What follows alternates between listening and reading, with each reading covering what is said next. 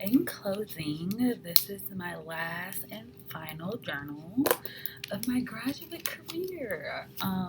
This course in particular has been challenging in a very unique way. Um, I think for me, my biggest takeaway in just thinking about all the things we've done or like read and talked about in class is just to remember, or maybe even to try my best to, at times, I guess, step out of my own, um, how do I want to say it? Like, step outside of myself and view it from someone else's perspective. I think some of the ideas and things that we talk about are really challenging for me. One being culturally, just because culturally, just being African Americans, we we just are different in some ways than other people. And then secondly, I found that it's really hard for me to process some of these things that the LGBT community might be struggling with, just because they're things that I already struggle with in a very different way. Just simply like being judged by the way that you look. Sometimes when we talk about that, or when I'm just looking at content, it's like, oh, I understand that. I can relate to it. But also for me, it's very challenging because it's not something that I can hide. And I think sometimes my own experience can be a barrier for me understanding like what this community is struggling with, even though they're similar, if that makes sense. So I think for me, I just need to continue to grow and work in that area.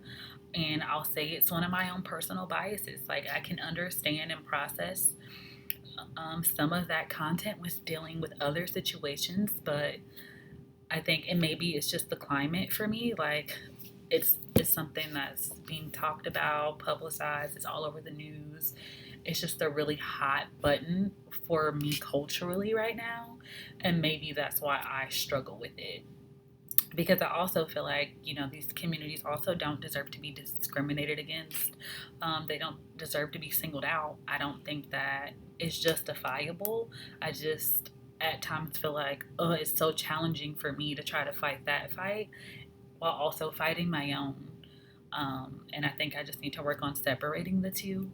In the past, I've always told people, or like one of my professors asked, like, how do you decide which issue you want to combat, just because there's so much going on within the Black community? And I just said, I just rally behind other people. Like, so if that's your fight, if LGBTQ is your lane, that's great. I rally behind that and support that.